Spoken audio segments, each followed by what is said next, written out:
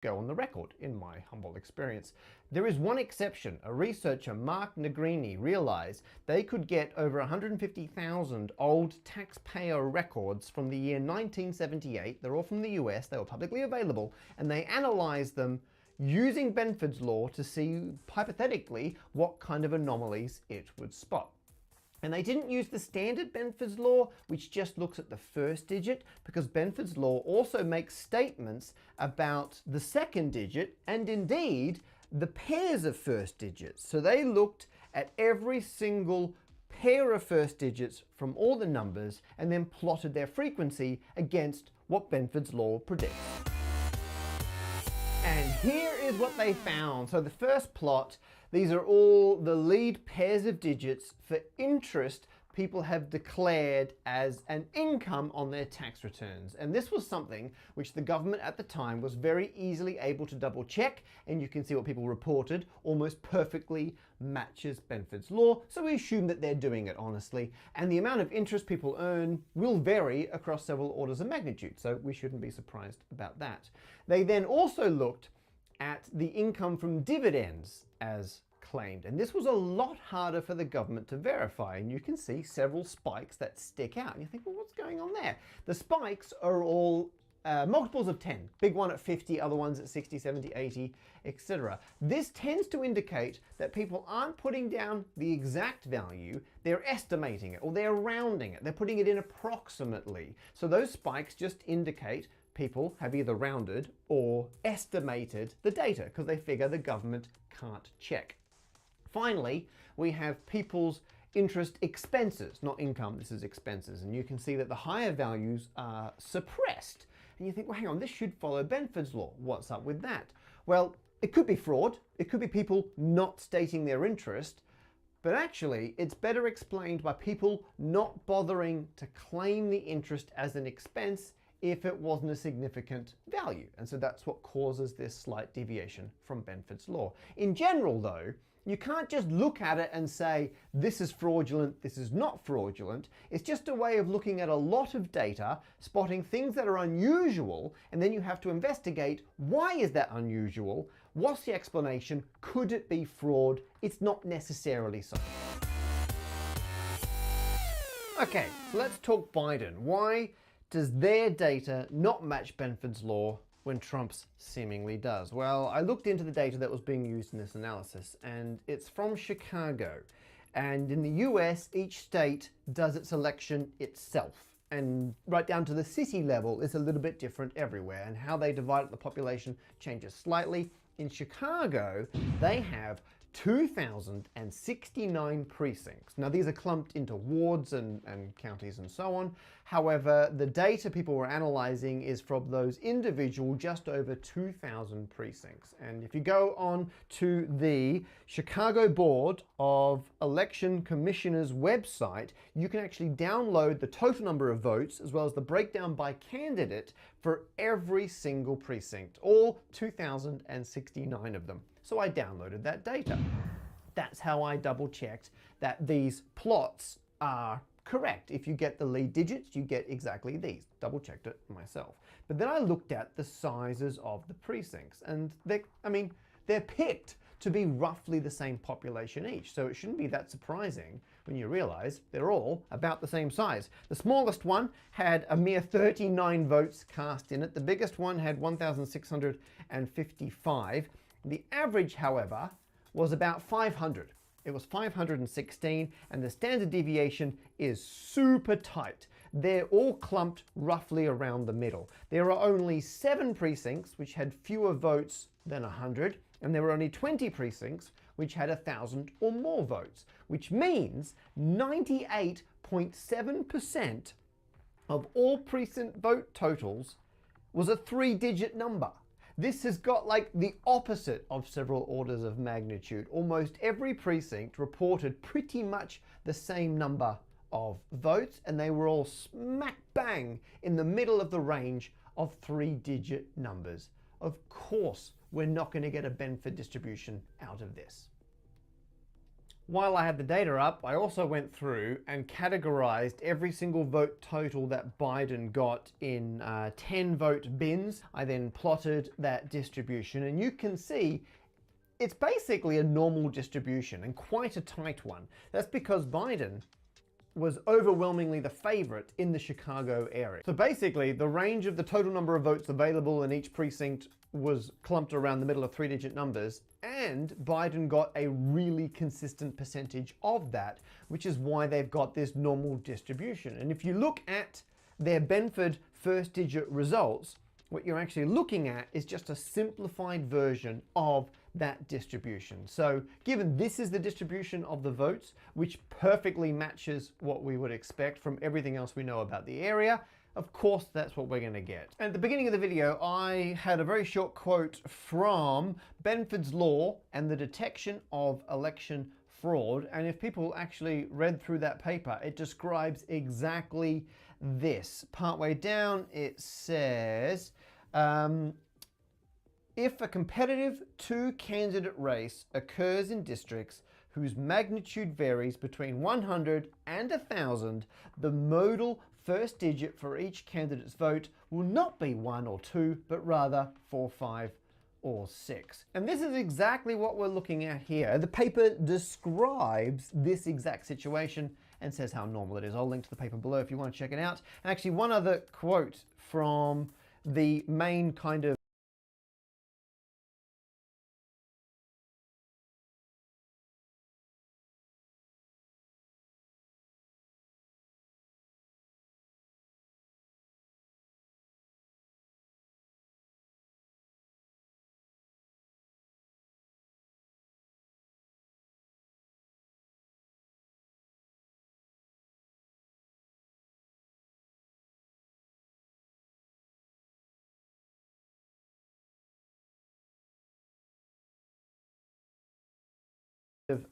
summary of the paper from the abstract, it says here, it is not simply that Benford's Law occasionally judges a fraudulent election fair or a fair election fraudulent. Its success rate either way is essentially equivalent to a toss of a coin, thereby rendering it problematic at best as a forensic tool and wholly misleading at worst.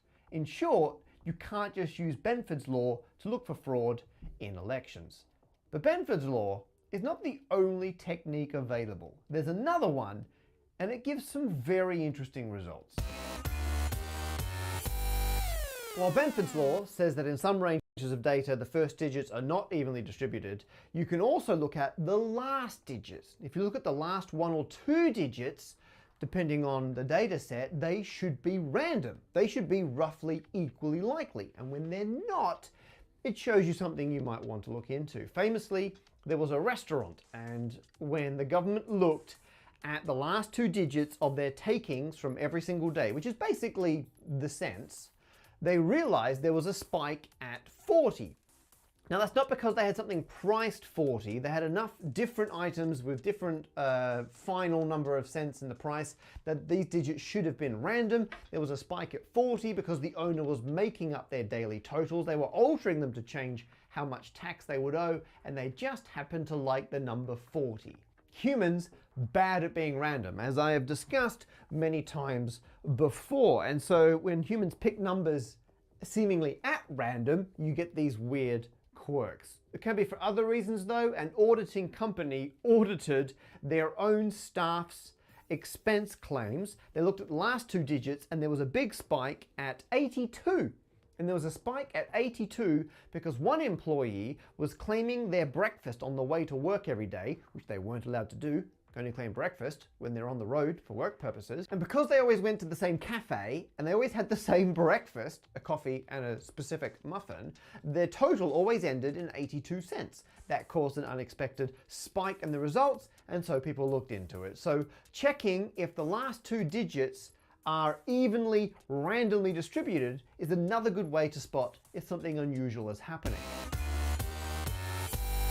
So let's do it. I took the data from all 2,069 precincts in Chicago. I took the last 2 digits of every vote total for Biden, and I plotted the frequency here. So it's the total number for each one. It starts 0, 0 at one end all the way across to 9, 9 at the other. I haven't labeled everything on the bottom axis.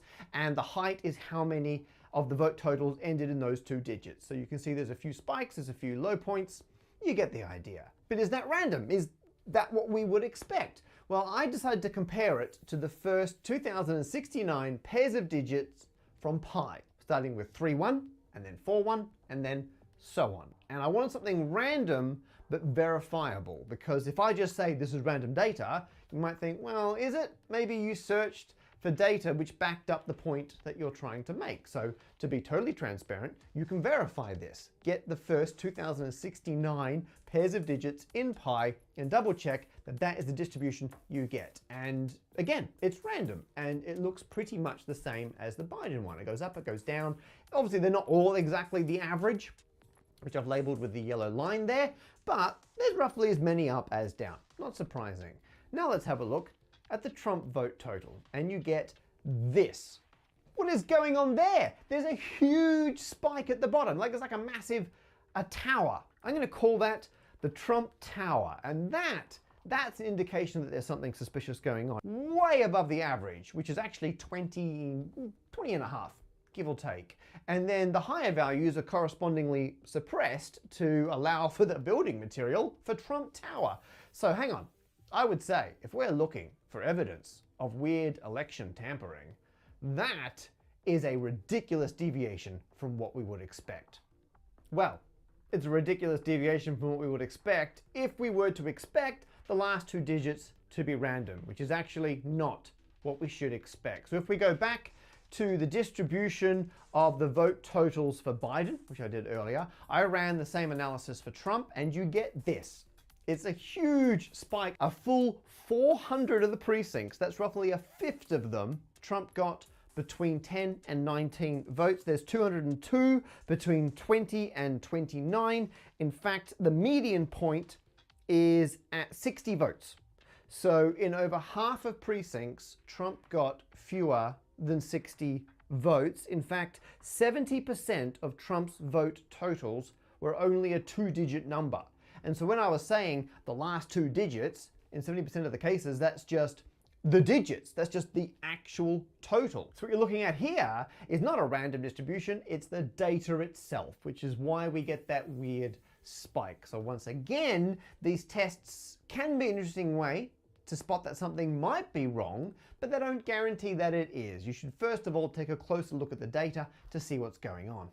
That's the moral of the story. Don't take anyone's word for it. Always verify what people are saying. They've probably got an agenda they're trying to push, which actually is kind of fine, I think. I mean, of course, every side should be championing their own cause, putting forward your best possible argument. Right, so there's a number called a quadrillion, and what's a good way to describe a quadrillion? That's 1,15 zeros.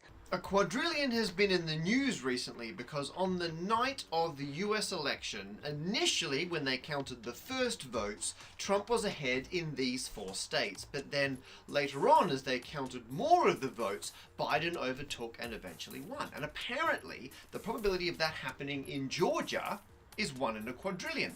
The probability of that happening in Michigan, 1 in a quadrillion. Same as Pennsylvania and Wisconsin. And if you combine all of those, assuming for now that they're independent, then the total probability of Biden winning all of those states is, I mean, what's a good way to put this? To happen in all 4, it's 1,15 zeros to the 4th power. And that is true if you assume that the votes counted earlier, which were from in-person voting on the day, are exactly the same as the votes counted later, which in these states are the postal votes, and that's not the case. You've also got to assume that all of these states flipping during the counting process is independent, which is also absolutely not the case. In fact, the whole calculation is just ridiculous, but what made it stand out for me is my previous videos about the election results in the US. I've been looking at claims that there might be fraudulent activity, which were just, being bounced around on Twitter or Facebook or YouTube.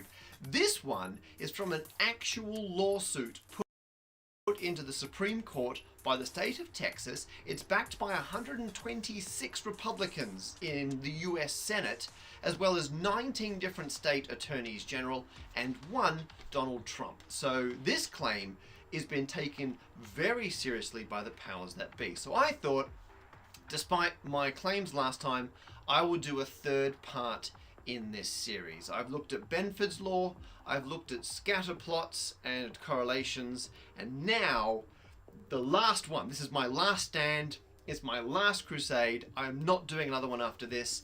That is my ultimatum.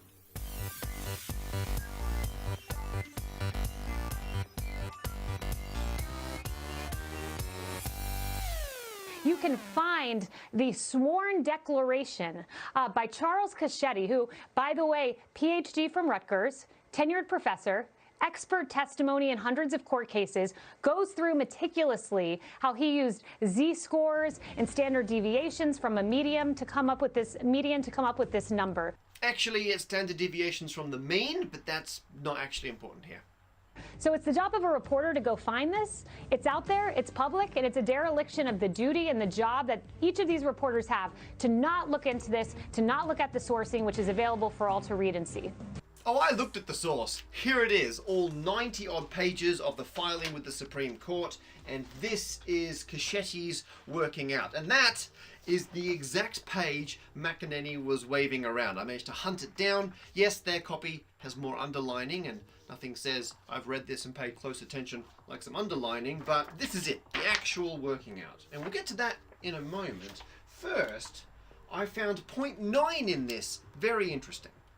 Point 9 is in the nature of the action section, and it says, expert analysis using a commonly accepted statistical test further raises serious questions as to the integrity of this election. And there's no further mention of that. It just says a commonly accepted statistical test. If that's Benford's law, I'm going to be so annoyed. But I couldn't find any other reference to that anywhere in the lawsuit. If anyone else can, let me know. But it does raise a bigger point.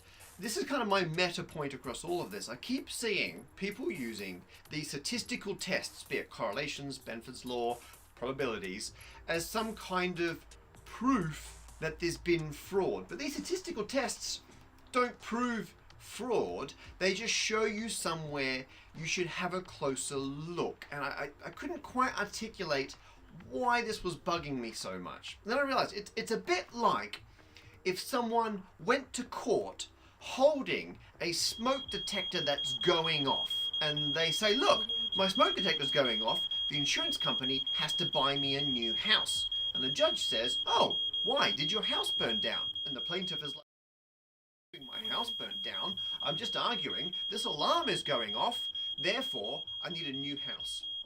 And that's what people are doing with this. They're just arguing like that some statistical test is going off, but there could be another explanation. It could be something benign. Someone had a shower and the vapor has set off the smoke alarm. It could be someone's burnt the toast, and yes, that's technically smoke, but it's a containable problem that's not impacting anything else. You can't just say this statistical test has shown something out of the ordinary. You've got to investigate it, find out what it was, and then show the fraud. And for me, that's the missing step in all of this. But let's have a look at the actual calculation at hand. This time, this is how Cacchetti calculated that 1 in a quadrillion figure. And we're going to look at, why not, we'll do Georgia to start with. So they point out that initially they counted the first roughly 4.5 million votes. Just going to underline that there. And at that point, Trump was ahead just over 51%, and Biden was just under 50% at 48.91. They've excluded independents. They are just looking at the two major party here. And then later on, there's an extra, just over 2.5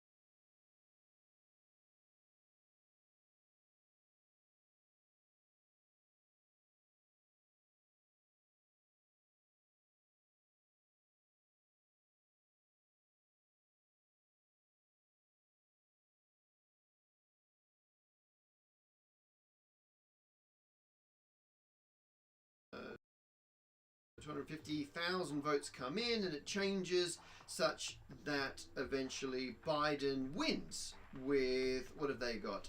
50.14%, and Trump has a mere 49.86%. And they worked out those extra votes coming in had to heavily favour Biden, like 71.6% for Biden and a mere 28.4% for Trump. And I've double checked the arithmetic.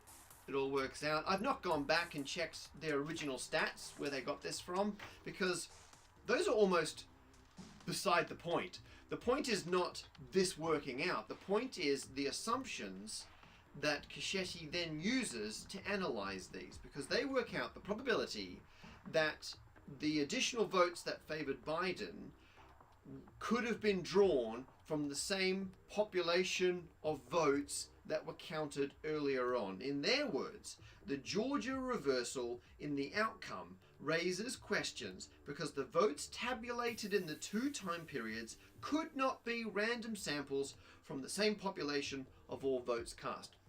And I agree, totally underlining that. And a z-test to check if a random sample could have come from a certain population, that's all legit. But the assumption is that the two populations are the same, and they're not. The votes counted early, they're the votes that were cast in person on election day. And the votes counted later on, they're the ones that were postal votes. And those are simply not going to have the same breakdown between Democrats and Republicans. And if you're doing this kind of analysis on populations, you should stop and think, are my populations the same? And in this case, you can look at historically, it's very well documented over at least the last decade, if not longer, the blue shift, where because you count postal votes later, you have a red mirage, and so it looks like the Republicans are ahead, but then the postal votes favour the Democrats. And you don't need to come up with a mechanism or why that's plausible. Historically, we've got evidence those two populations are different. And we do have a mechanism. We had one party, the Republicans, saying don't trust mail-in votes, go and vote in person. And the other party, the Democrats, saying look, there's a pandemic on, that's quite serious, don't go and vote in person, use mail-in votes. So I'm not at all surprised that the blue shift red mirage was even more pronounced this time, because we had two different parties encouraging their supporters to vote in different ways. Of course, those two different ways of voting were going to be different in terms of which party they favoured, and Cecchetti was assuming that the breakdown between Republican and Democratic voters would be the same in both those populations. And it's simply not true. And I thought there must be a good analogy for this as well. And it's a bit like if you were sent to a sports hall to record data on how tall people are, and it was during the school break, and so there was a bunch of young primary school students in the hall, and you write down their heights, and then you hand it back to your data boss, who looks at it and goes, yes, that's good height data. But then you're sent back to verify it later that evening. And now there's a professional basketball game going on in the sports hall. So you record these new heights, you send them back to your data boss, and your data boss says, this is insane. Going off the previous data you collected, it's extremely unlikely you will have randomly sampled people from the same population and got heights which are all so tall. Everyone was so short previously, you must have collected your data incorrectly, or there's some fraud going on. No, yes, you were sampling humans in the same place, but they were different populations because of the time at which you collected the data. If you get results like this, you don't blindly assume the two populations must be the same, and therefore there's something wrong with the data collection. No, you get this statistical test which has thrown up something unusual, and so you take a closer look, and then you find out there's a very plausible explanation for why those populations were different. Then Cecchetti carries on, does the same thing for the three other states, going through Michigan, Pennsylvania, and Wisconsin, gets 1 in a quadrillion for all of them, and then eventually combines them all together. And I don't think I've got to labour this point too much. they were all states in the same election, people in the same country voting. They are not independent. And we saw this in the 2016 election, where the polls were consistently off, and you saw this right across the voting population. So, I mean, it's just insane to assume that different parts of the same election are completely independent when it's happening on a national scale like that. And eventually, you know what, this is worth underlining as well, once Cacchetti combines them all together, they say, again, the chance of this happening in all 4 states collectively is even far more improbable, disagree with that, and would be about 1 divided by about 1 with a quadrillion zeros. I was like, that's interesting. They've not got quadrillion to the power of 4, like what we heard McInerney saying. They've got 1 with a quadrillion zeros. I'm like, and then it got me thinking about the use of quadrillion. And I flicked through this entire document of all of Cacchetti's working out, and in approximately 0 of the calculations do they actually get the result a quadrillion. It doesn't actually occur in here. They keep using the phrase more than 1 in a quadrillion, but their calculations, well, if you take them naively as being correct probabilities, are much, much bigger numbers. And for some reason, they've just picked quadrillion as the benchmark of a big number, and everything is just more than that. And I was like, what? Is that some weird kind of number name inflation? Like, we've been desensitized to hearing about billions and even trillions. So the next one up is quadrillions.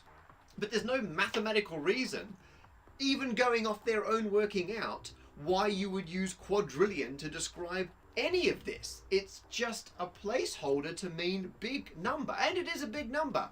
I mean, they're talking 1 in a quadrillion.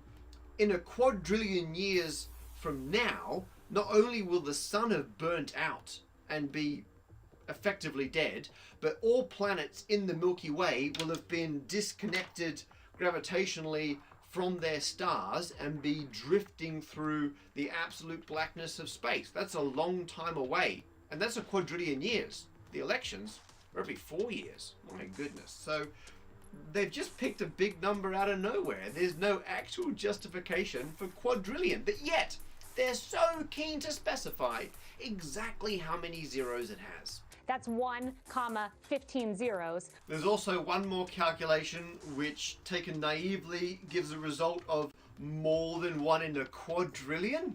There's that number again. But yet, doesn't make any sense if you dig into it. So, Cacchetti looked at the results from the 2016 election for Clinton and then did the same test, saying if the votes for Biden were actually voters pulled at random from the population of voters from the previous election who voted for Clinton, what's the probability that you'd get the result you see for Biden? And again, it's many more times than 1 in a quadrillion. But that's ridiculous, because it's not the 2016 election. What they're basically saying is if people voted the same way as they did in 2016, you should get the same result. Well, yeah. We did when they voted that way in 2016. It's 4 years later. They're voting differently. You can't assume nothing has changed and it's exactly the same as it was 4 years ago. That's why the US has a new election every 4 years. You don't just do it once and go, well, that's it. No one's ever going to change the way they vote for a different candidate in the same party. Okay, I need a good analogy for this. I think I've got one. I could keep poking holes in this. When they compared Clinton to Biden's results, they didn't control for population size change.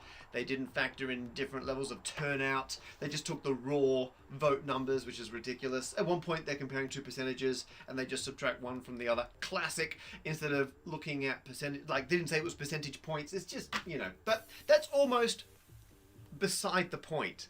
Because the actual point here is, if you're going to get a mathematical basis for your political argument, and I totally encourage that, wherever you are on the political spectrum, make your case, back it up with whatever logic and evidence and reason and passion and empathy that you can. That's great. But if you're going to use maths and statistics, it's probably worth double checking that the argument doesn't fall apart on close inspection. Because if you've got any actual statistician to have a look at this, and I'm not going to comment or even talk about whatever credentials Cecchetti may or may not have, not going near that, but if you got a independent statistician to look at this, they would not tell you to put this in a lawsuit going to the Supreme Court. And the other problem is, if you incentivize anyone who can cobble together a briefly plausible looking mathematical argument that backs up your political views, and then you elevate them, I'm not saying specifically in this case, you elevate this hypothetical person by making them, giving them national exposure, of course people are going to start doing that. For example, me. I have come up with my own mathematical proof that it's statistically unlikely that Biden won the 2020 election. I looked at which states voted overall for Biden and figured historically they should have been the same ones which always vote for Democrats, because that's how it works, right? And of the 50 current states in the US, these 24 have existed since the 1820 election, which gives me 2 centuries of data to look at. And if you look at the ones that Biden won and the ones that Biden didn't, that combination of states has never been won by any Democrat in the past 200 years. Incredibly unlikely. In fact, if you look across all 50 current states, the Democratic Party has never had this result. And how many options are there of which states they win? Well, each state either goes for the Democratic nominee or doesn't. And so that's 2 options, and 2 to the power of 50 equals about a quadrillion. There you are. There's your quadrillion. I got there for you. That's what everyone wants, apparently. 1 with 15 zeros, and I got it. So there you are. I mean, don't look too closely at this. For a start, I've ignored DC. But hey, pulling on threads, it's not the point of this. The point is, I've got a very good argument for why there is a 1 in quadrillion chance that Biden actually won. And I've written it up as my own little declaration.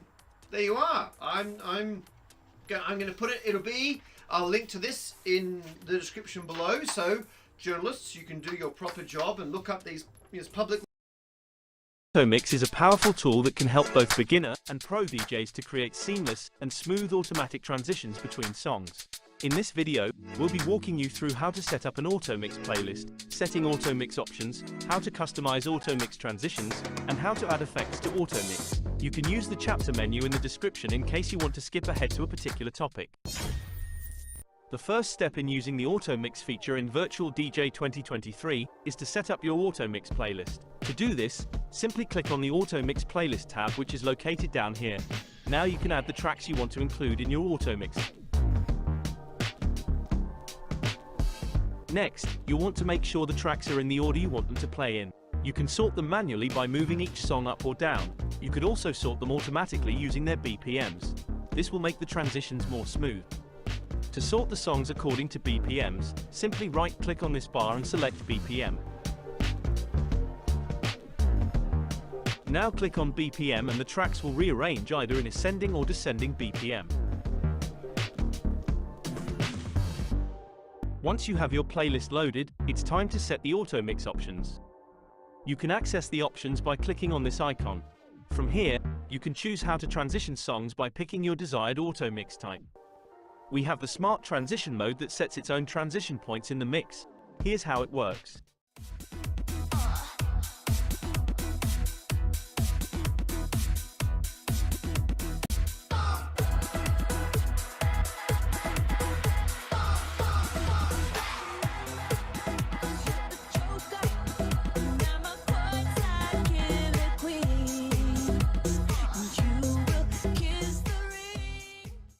Next, we have Fade mode. With Fade, you could either remove the intro and outro of a song, or remove the silent parts. Let's see how it works.